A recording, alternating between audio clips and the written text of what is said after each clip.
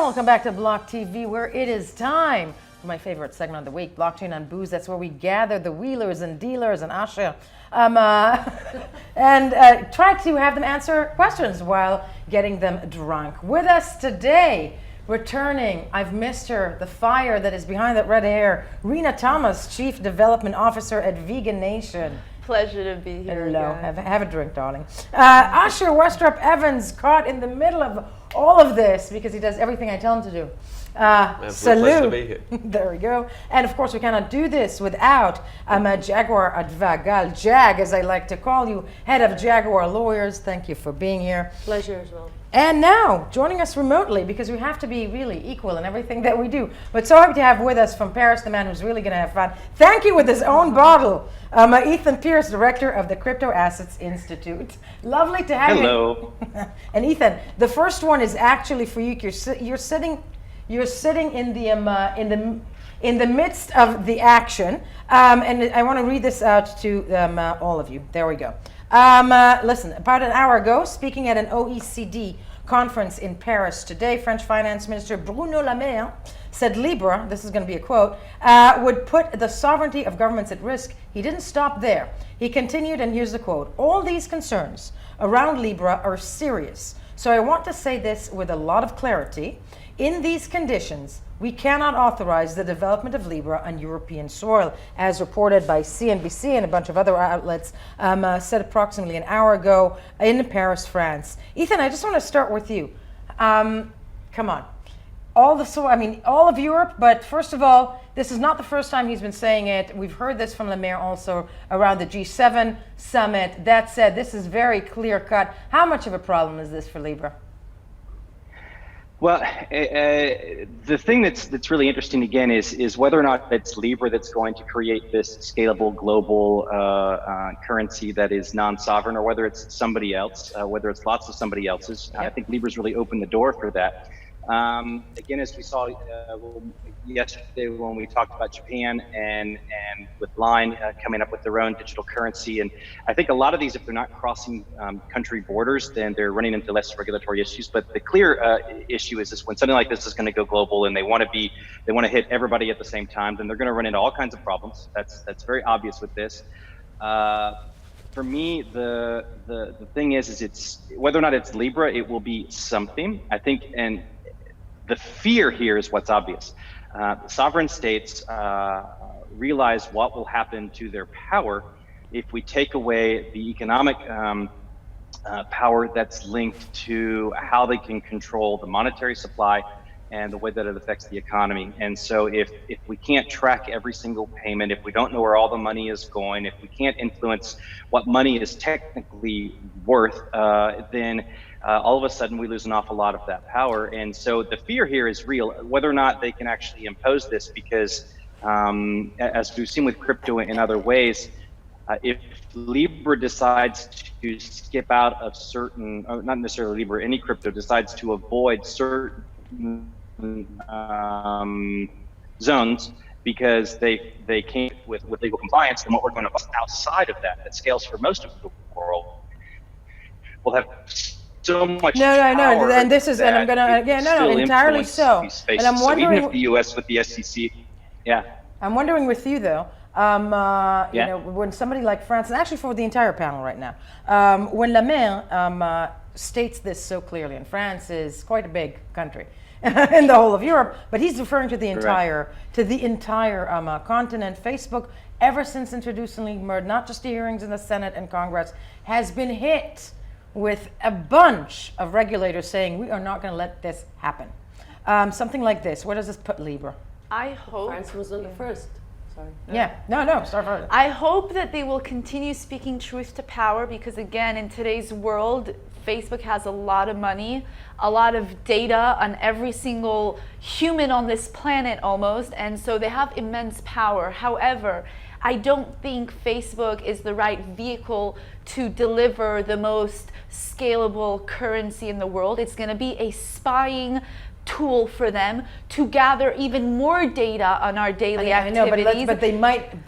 This might happen, and it's not just them. Well, people will be able to choose to buy into Libra or not, and I hope that governments will do their job and, sabotage their efforts as much as possible so that we don't see a Libra coin coming to fruition. That's what Libra announced at Swiss stocks just yesterday. I respectfully and lovingly beg to differ. And I think that if it's not going to happen by Facebook, it's going to happen by WeChat, or it's going to happen by whoever else. And France was not the first to say that it actually, well, surprisingly so, hurts our sovereignty. And Trump was against this before, and the whole Senate actually were against this before in David Marcus's questioning, I would say. And it wasn't just a hearing, it was a very thorough interrogation. Which he didn't answer much, I have to tell you. As he was prepared to not answer. The most that I can, as much as I can say. But, it's not the first country that's going to say that, it hurts their sovereignty. Duh, I mean, that's what it is. It gives a control of a coin to an organization or enterprise or a group of enterprises which are not the governments, and therefore the governments should be against it. But can they operate without the government? Yeah, and this is also such an interesting point, and I'm afraid I don't want to pile in on, but I'm going to disagree with Rena as well on this, because I think that's why we have you here, Rena. No, I think there's an inevitability argument to it here, which Jaguar put out importantly as well, that Libra may be the first ones to be pushing it on this scale, but if it's not them, then who? And if it's not now, then when? But it is a matter of some pretty sacrosanct policy for a lot of these governments. I mean, the US dollar is something that you have not been able to touch. It doesn't matter. You look at the post-war sort of global establishment. The one thing that the US keeps as absolutely sacrosanct is the dollar. And Europe, on its own level, I mean, it's been through a euro crisis. It knows what it means to lose control of the reins of its own sovereign currency, and it's not going to be willing to hand over the keys to the kingdom to anyone else in the near future either, even though the euro might not be the world's strongest currency out there. That being said, that as much as governments might fight this, whether this comes from Europe, whether this comes from Asia, whether this comes from jurisdictions where there is a developed financial ecosystem, or it comes from nations where there isn't such a developed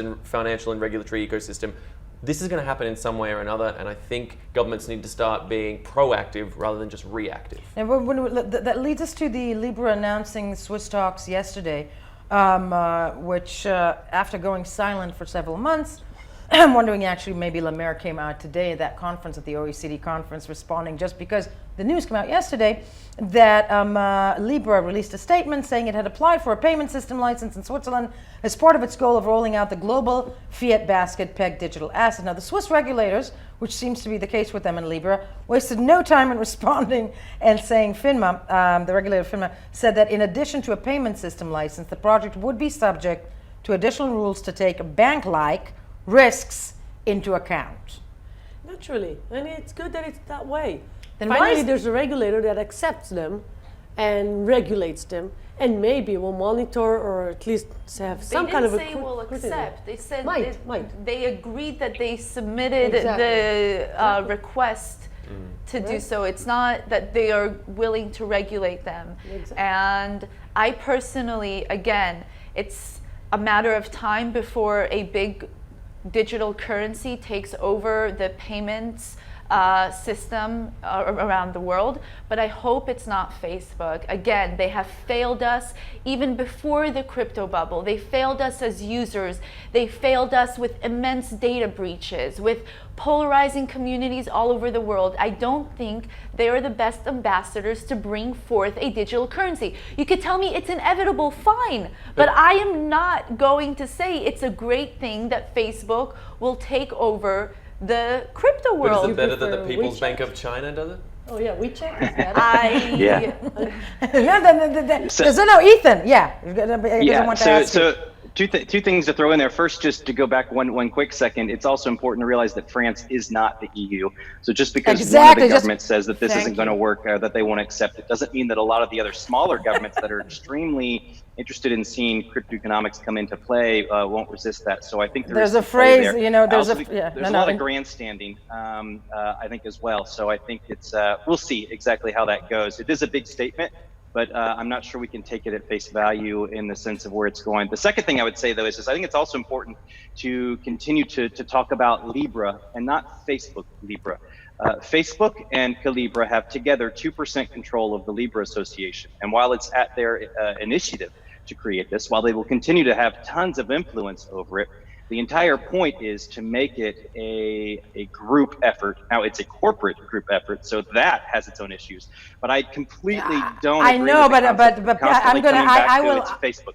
but I will say that, you know, to me, at the end of the day, and I think that's one thing that came out of the Senate and Congress hearings, of course, they say, clearly they have only 2% but it is Facebook. It is Facebook. It's Facebook, It guys. I mean, was that's the announced by initiative. Facebook. That's the facade, you know. I mean, we all know what it means. Facebook. I'm wondering, though, is it, because Asher raised a very interesting thing, and it always brings me back to, in this race, because it is obvious that regulators all around the world are piling, I love your bottle, are piling, you know, difficulty after difficulty on this to be launched. And Libra ain't going to make it, or I would bet and say, I'll put that bet out there, Libra ain't making it in the first quarter of 2020. It doesn't look like it. It doesn't look like It really doesn't look like it. The I'm gram betting is. Q3 though. Q3, you think? No, I think it Not will in take Q1, several but in years. Q3. It will happen.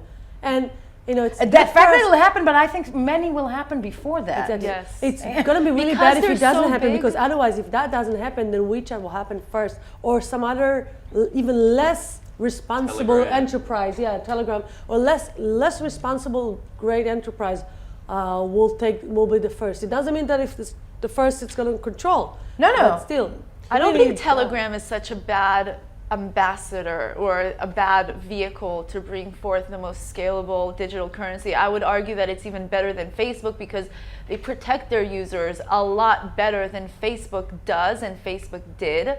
Again, I think because Facebook is such a conglomerate, it has to obey by international rules and regulation. And so by default, it's going to take them a lot longer to onboard onto an international digital payments platform that will transcend borders. I and know, but the et second they cetera. do, they have 2.3 billion users. exactly. And Again, I'm not surprised they they went to still Switzerland. have to obey by international rules and regulations that vary from country to country. And I find it hard to believe that they're going to be able to overcome all these obstacles within the next few months. And also, let's point out as well, I mean, just because they have the users doesn't mean that they'll That flock they'll to it. vote, yeah. I mean, we Exactly. saw, for example, you know, Google's social media service, Google Plus. Yes. Who ever used that? No one I know True. ever functionally used it. These big companies are not infallible. All right, yeah, maybe you use it. Maybe you're the only one who uses But these it. companies are not infallible. Unless They you get can a launch things and discount, fail. Unless you get a discount on your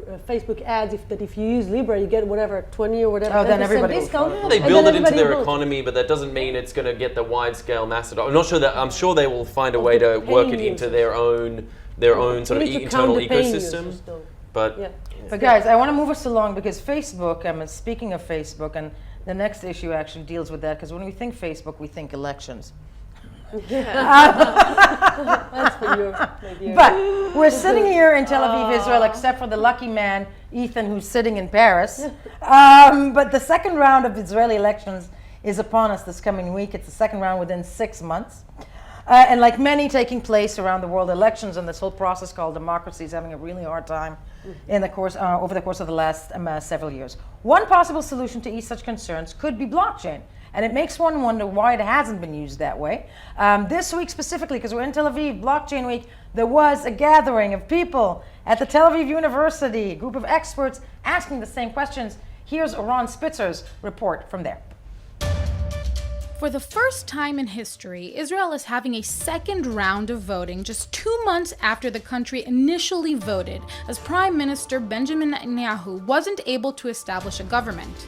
With this, political players are already warning about fake results and polling booth manipulation. One wonders why blockchain is yet to be considered in the ever-controversial topic of democratic elections. Getting into blockchain, it seems to be something that can solve all our problems. First of all, security, integrity, transparency, decentralization, no single hackable database will be relied upon to provide an accurate vote count. Voting blockchain will be publicly auditable. Blockchain will ensure both transparency for the purposes of election auditing and anonymity of the individual voters. Anyway, it sounds almost as perfect as my husband. This was the topic of discussion in the recent event hosted by the University of Tel Aviv's School of Management. The question posed, should Israel vote for blockchain elections? Election manipulation has been in the mainstream media for the last few years, so why isn't a blockchain or even a digital voting system being considered? If you ask any computer security expert about elections, electronic elections, you will get a very surprised face, or at worst, somebody who is a bit terrified. We had, just before the last elections, a conference at the Technion with people coming from Brazil, where they have electronic voting machines, and people coming from Estonia, where people vote from home, not on the blockchain. And I think the consensus among security researchers is that voting online and voting electronically is a bad idea. Well, to understand a blockchain voting system's potential as a solution, we first have to know what the problems are with current systems. One example is the United States. People in the US have to register. This has issues with the history of the US and the fact that there is no national ID system. Long story short, you can make this process hard. Oh, there is only one registration office at the end of the world in a place where there is no public transportation. I wonder who we will try to suppress this way. The adoption of emerging technologies by governments is generally a slow process, of course, operating with the fear of cyber threats. Governments like to talk about innovation. All governments prefer to have innovation and to try to adopt new technologies, but there are very few who really do that. Estonia is really one of the very famous that succeeded to do so, but through creating a very advanced e-gov, they have also entered into a very risky situation with cyber threat. So, what would it take for blockchain to work for a voting system? The kind of chicken and egg question, what we believe is that if we have a solution for genuine identities, we can have egalitarian blockchain. We cannot have egalitarian blockchain until we have a solution to genuine identities. Blockchain voting is definitely a true use case for the technology. In the recent federal election, West Virginia allowed overseas voters to cast their absentee ballots via an application called Votes. The company worked with 144 individuals from 31 countries who it claims successfully submitted ballots via the app for the November election. Utah County did the same, implementing blockchain-based mobile voting in the municipal primary election in August. But of course, there will always be questions. Who writes the code? We have a system. Who writes the code? Can I write a code that changes the tally at the end? Who is going to write the code? Who is going to supervise the writing? Is it going to be open source? Great. Who is writing the compiler? With the 2020 US presidential election around the corner and all the problems that we already know of when it comes to voting, why aren't we doing better in fixing that system? And why shouldn't the answer be blockchain? Actually, why shouldn't the answer be blockchain? I'm wondering, Ethan, one line in that report stated, one of the interviewees, one of the people on the panel saying that, of course, everybody agrees that e-voting is a bad idea. Why does everybody agree that? Why do we think that everybody still thinks that voting online is such a bad idea? I mean, because it exposes you to a lot of risky positions. I mean, it's very easy to hack HTTP requests sent over the internet, period. It's easy to hack even applications that connect to blockchain networks. I think why it hasn't been addressed massively around countries is because I think that they're enjoying the status quo. I think that the governments enjoy and they operate and they feed off of the hacking, off of election. But right now, if we're talking, and this is to all of you, both in the United States after the elections, even though he won, the President of the United States was arguing election manipulation in terms of the numbers that came out of what the... They benefit off of the conversation. They benefit off of the problem. They don't want to fix it. They don't want real, fair Okay, then let me ask you this. election. Can blockchain, do we think that can Well, now we blockchain have fix the cameras voting? here in Israel. Well, there's an offer to put the cameras in Which wherever finally you is, vote. by the way, up until 24 hours ago, there was an offer, it's not going to pass, Right, but they wanted right. to put cameras up in voting Exactly. So booths. you want to put cameras where people vote in order to confirm that the people have actually voted, right? So that this is what blockchain can do. This is what the technology can do, and then you can, move from the argument about yes or no cameras to yes or no blockchain. Just give us the cameras. Isn't that something blockchain can do? I mean, Of course it can, and I was talking about it from the very early No one listens to you, Rena. panels that Okay. blockchain. We should be talking about blockchain and its use cases in elections and voting. Again, the reason why it's not being implemented is because governments right now are benefiting off of blockchain not being there, off of a lack of transparency, off of lack of validity. And so they manipulate elections. Forget the governments. I have Why are no we doubt not about pushing that. this as a use case? We, the community.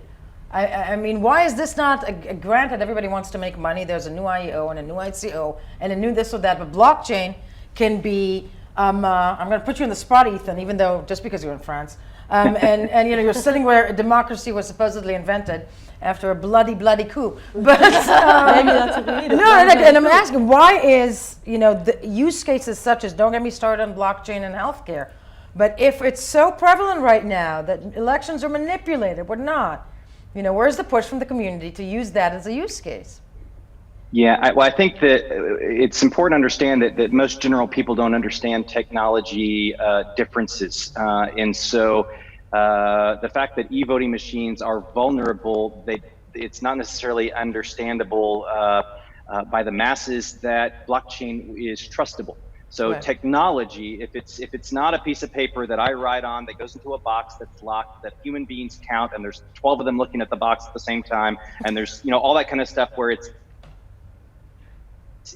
super old. The idea of pushing that into a technology space where we lose the kind of the visibility and the traceability of that, I think it all gets mixed together and it's kind of weird. I would say, to go back to the piece about why isn't there a larger push in general, well, if it's not from the community, then it would have to be from the governments. But at least in the US, I think the government is not going to be interested in this, because Indeed.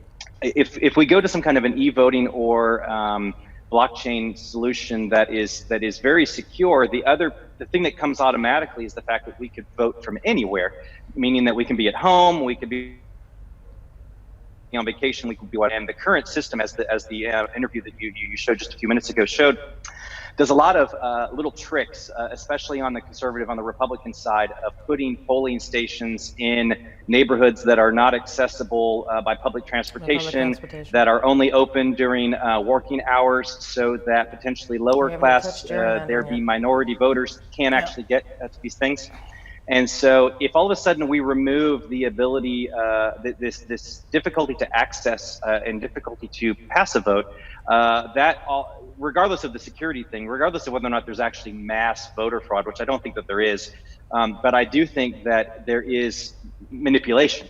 And e-voting, however that system is in place, whether it's blockchain-based or whatever, allows to get access. And if that's, the U.S. is dramatically more progressive in its voting base than it is conservative, but because of lots of the issues around this, between the Electoral College, between states, and between gerrymandering, between districts in states, it causes it to still even out 50-50-ish conservative and progressive. If we were to go to a system that allows those more easily come in, progressives, we would never have a conservative government again. No, and I think we here, sitting here in in the Middle East, in that respect, are going to definitely find out in a few days. Can Yes, I address please. a point in relation to that as well? Because there's also the thing that we have to do. The technology needs to be perfected before you can do this. You can't trust an election cycle. You can't say, you know what, we'll run one experimental election cycle where we'll figure it out. And we elected the wrong guy, but that's okay. It was an experiment. We'll perfect it next But time. you can have a beta with like the Yeah, you gotta Yes, have a beta. yes. And we should be Yes. already in No one And beta. I'm wants an not saying MVP that for it the can't next be president. run, Yeah. but I can No. understand why, as a citizen of a given democracy, I'm not willing to just throw myself over to this. And even as someone who's quite relatively well informed when it comes to blockchain technology, if I wasn't that, I'd be very skeptical. In my home country of Australia, we still use the pen and paper, and people stick to that system because they don't trust an electronic system to do it. And you know what? We have very few issues with voter fraud I complaints know, in but Australia. honey, you also have a They law trust that the you pen have and to the vote. paper? Yeah, well, I mean, don't get me started on There is a- compulsory voting. I'm a big fan of that too, but that's a different debate. But at the same time, I can understand why we've had this interim voting technology with voting machines being put in place in many jurisdictions around the world, and we've seen how hackable they are, how failable they are. Now, I'm not saying that blockchain couldn't resolve some of those issues, but I understand the skepticism of governments and of people in those given jurisdictions to roll into that technology until it's been perfected. But Israel has a very specific part of the elections, which could be great for a beta test. We have a specific section of the soldiers' votes or soldiers voting. They're more. It's actually a secluded. very good point of yeah, that's going to be a great it's testing a great group. beta. Yeah, it's a great test. It's a smaller part of the society, not that small, but hopefully, but still. Yeah. And in specific other times, maybe you could do the beta test on them, with them. Yeah, It's great. do you want to But test the on their thing is- democracy? I mean, do they? Yeah, what I'm saying- Like, it's still a significant part. I think we should be doing You need beta to testing, test but I it, think we should be yeah. doing theoretical beta testing before we Well, get fine, into but I the think thing is, should we be could have been taking there already. elections more seriously, and I think that there should they should stop manipulation. Bottom line, the reason why we're not giving perfected solutions is because inherently the system is corrupted. Governments don't want to fix this, and if they do want to fix it, they have higher governments who are, stopping them. And so we're in this very interesting place in the planet where democracy feels to be not something real. It's a facade because there is so much There are behind those, the and we're not going to scenes get that into there, is those who would argue that manipulated. democracy had failed, but that's an entirely different show. Yeah. We need more alcohol for that one. Thank God for There's you, the Ethan. Sophism Yes, and control salute. of the smartest. But moving along to Coinbase behind Binance. Now, it's time to take a step back and talk about current investment landscape, after all. Coinbase made headlines this week with reports, that it may try giving Binance a run for its money by entering the IEO game, but they're too late to the party, so to speak. New research by IEO tracking site CoinCodex suggested that the IOs may be going the way of the ICOs. I managed to say that. And failing to deliver on their hypes. First of all, are the IEOs the new ICOs, do we think? Yes, it's the next step. Well, the next step. The next step, or because the next the step next, after pardon the me, ICOs. the next sham? Because there are those who would argue that ICOs are quite the sham. Well, ICOs were good and bad. They were good in raising money. They were bad in not complying with the securities law. That was my opinion then, and it still is. And then came the STOs, or they were trying to be utility UTOs, and then STOs, and then that didn't work that well, or not enough. And then when it came the IOs, so it's the next step. It's an industry in maturity phases. It's not yet mature, so there'll be several more phases still. But according to research, the median ROI percentage of the 77 analyzed actively traded coins was, I think, 81.4%. Only 4 IO projects had posted better returns than Bitcoin. Which again, this is like the big question now. Again, okay? So- All these attempts in and around Bitcoin, will the sphere ever learn is the question that comes to mind. So as someone who is from a company that is undergoing an ICO, I would like to voice my opinion on this, and that is that IEOs are a vehicle for higher level manipulation. So you have exchanges that decide which coins are going to promote. They do a lot of backdoor deals and manipulations, again, to promote a certain coin, to hype it, to up it a notch, to heighten trading volumes, etc., etc.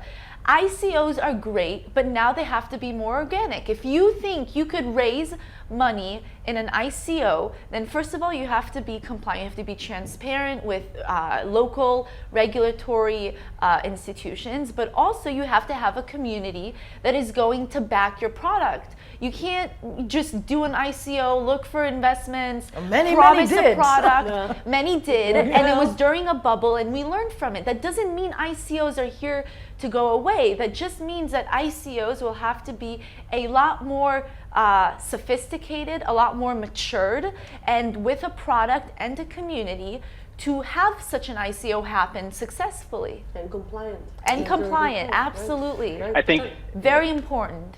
Ethan, your thoughts? Yeah, I think, well, it's important to understand that even if you do your ICO in this organic way, because you don't do it as an IEO and list it immediately, once you do that token, you still have to list it on an exchange somewhere. Otherwise, it has no liquidity. So I don't know that we get around the manipulation aspect. We just delay it a certain amount. But if we go back to the IEO piece, it's technically just an ICO that is being listed on an exchange first instead of being run off exchange and then finding the exchanges after. So potentially it's actually better for the ICO investors because you don't have to spend 6 figures to 7 figures of listing fees on exchanges once you've actually run your ICO because you're already on the exchange. The big issue is IEOs to be, they're supposed to provide a certain amount of due diligence because the whole concept is that the exchange has validated the project, at least in the sense of that the company exists, that it seems legitimate, that it seems as non-fraudulent as possible. Afterwards, business models fail, so that's not something that they can validate. The concern has been that it doesn't appear to be that that's been the case in a lot of IEOs so far. It's mostly been about making money and it hasn't been about validating the projects. I think for IEOs, it could be a positive thing if Coinbase gets involved because Coinbase is extremely regulatory compliant. They are doing everything before they need to do it. So if Coinbase wants to get into IEOs, at least the IEOs that will run on Coinbase will be valid projects you can trust. I still think most utility token projects are bullshit, but that's okay. If some of them work, that's great, but they're not necessarily good investments. They're things you want to back. Investments need to involve an asset, and utility tokens don't. But I think that can be interesting, and at least Coinbase would bring a certain level of trust because the way that they run is based completely on regulatory compliance before the regulator even asks them.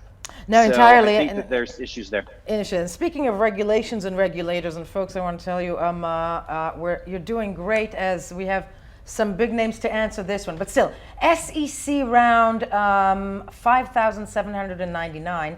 That's the way I'm looking at it. In roughly 6 weeks, once again, the U.S. Securities and Exchange Commission is scheduled to issue a ruling on the Bitcoin ETF submissions of VanEck, SolidX, and Bitwise. We've been in this story, we BLOCKTV, from inception of our existence, and this has been going on all around for 2 years, I think, at least. Okay. Now, this week, the SEC Chairman, Jay Clayton, referred to the sphere, one can argue. Let's have a listen to what he said and then try and theorize on where that ETF stands. Let's have a listen. Ask you about Bitcoin. I know I've asked you many times about this in the last couple of years, but it's of intense interest to the viewers. Are we any further along on a Bitcoin ETF? I know you did a memo, you and your staff, 1.5 years ago, where you made it very clear you were concerned about custody and the security of custody, and you were very concerned about the fact that much of the pricing of Bitcoin was done on foreign exchanges that had the potential to be easily manipulated. Now, your realm here is a Bitcoin ETF. Are we any closer, or have the people involved in the Bitcoin businesses in any way come closer to satisfying your concerns? The short answer is yes, but there's work left to be done. Those were not trivial questions. How do we know that we can custody and have a hold of these crypto assets? That's a key question. And an even harder question, given that they trade on largely unregulated exchanges, is how can we be sure that those prices aren't subject to significant manipulation? Now, progress is being made, but people needed to answer those hard questions for us to be comfortable that this was the appropriate type of product. Before we let you... To all of you, is an ETF still that significant to the sphere? No. And if it is rejected, what will it do to the community? You think it is? Yes, very much so, because ETF is the way for very conservative, or not so conservative, but normal people who have no idea of how to get any kind of a wallet, an e-wallet or whatever, or cold wallet, They have no idea in that. They just know that it's going to be a good investment for short or long term, doesn't matter. And what they know is how to invest their dollars or whatever into equity.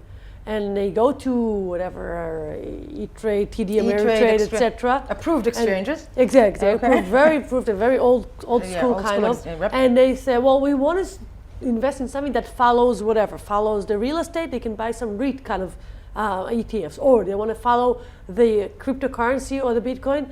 They'll be able to find ETFs who are following that. There are very few already, but this is no way for people who are normal people, regular people, old style, an old-fashioned one, to buy with their US dollars or whatever fiat money, to get into that game with just following whatever it goes there, not trying to be over the market or under the market, but just go along with that currency, and maybe for long term. It opens the door for more mass adoption in that respect, one can argue. That said, when this digital coin race, never mind it might not be cryptocurrency, on the side going between Libra and China and Gram, seriously, is the ETF still the road? I don't know how an ETF will lead to mass adoption. Has really Understanding. complex options and derivatives brought average players into the I'm glad you're challenging Wall me Street on that line, but it market? is mass adoption, meaning within the financial markets.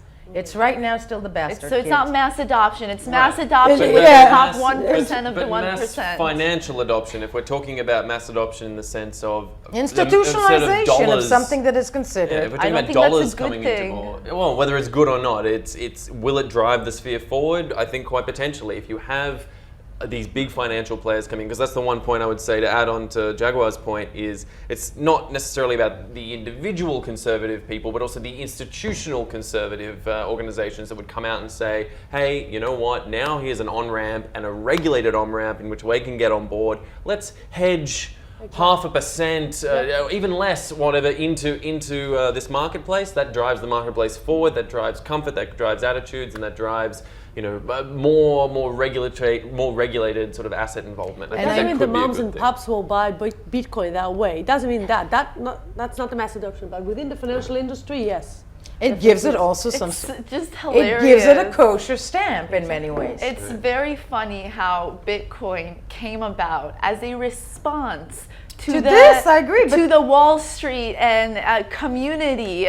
If it's a community, and here we're hoping that an ETF takes place, and the Wall Street community could be part of Bitcoin when it was really created so that we don't need Wall Street. We hope Wall Street goes away, and here we're trying to fit a new revolutionary monetary system into an old, tiresome, boring system. It's useless. And as well, ETFs, the appreciation, the love, the growth of ETFs has been a relatively modern phenomenon. Not modern compared to cryptocurrencies, perhaps. It has been a complication built by Wall Street tycoons to further complicate a system they created that doesn't serve the general public. It's a relatively new system. So is the whole Wall Street system. It's a relatively new system. It existed for around 100 but if years. You look at the ETF pioneers, Vanguard, for example, they intentionally set up the ETF model as a mechanism to move away from the individual broker model, the individual stock analysis model, where people would bet speculatively on companies they had no real knowledge of, and say, hey, look, just take exposure to the entire market as a whole, take a whole asset class exposure, and that'll actually allow you to do that with reduced fees, reduced management controls. I'm not saying they're perfect, but they are a development. It's a game of the top banks. It's not a game of the general average person. ETFs are not a game of the average person. An average person doesn't go and invest their money in an ETF. It's a game of banks against in the financial industry, the simple person would buy an ETF and just follow the market generally, would not be able to trade and have a manager to trade and go and buy. And I'm a general skeptic of this market. Ethan,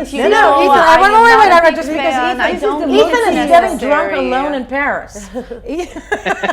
It's okay, I need alcohol for this. Ethan, your 2 cents on that, because it finally got hot.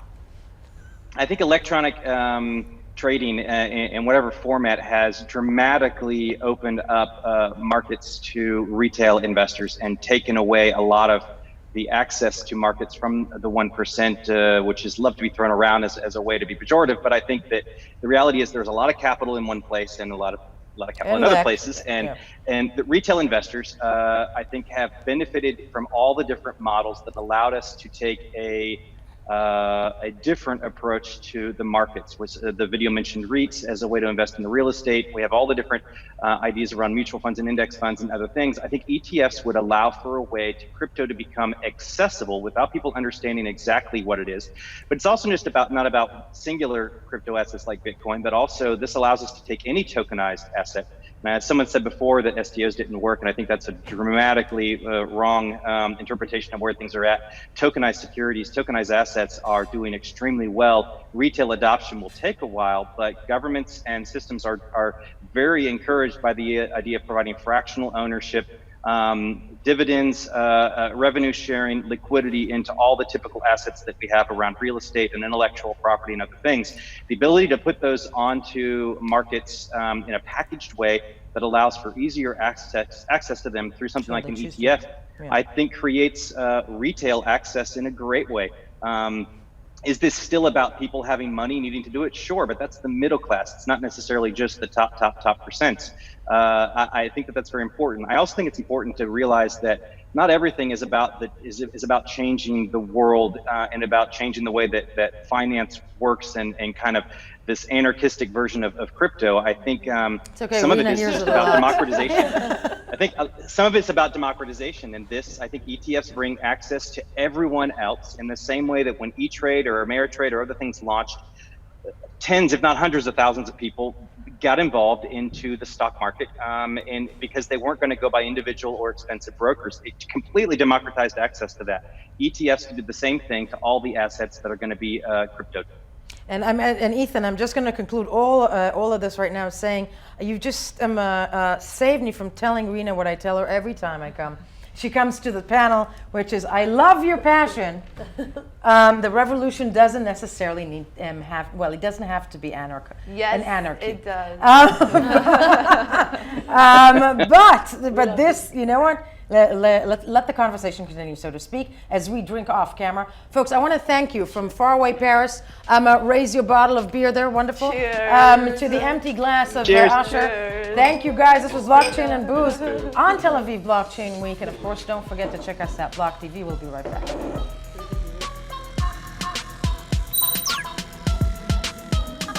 For more news and updates, follow us on Twitter.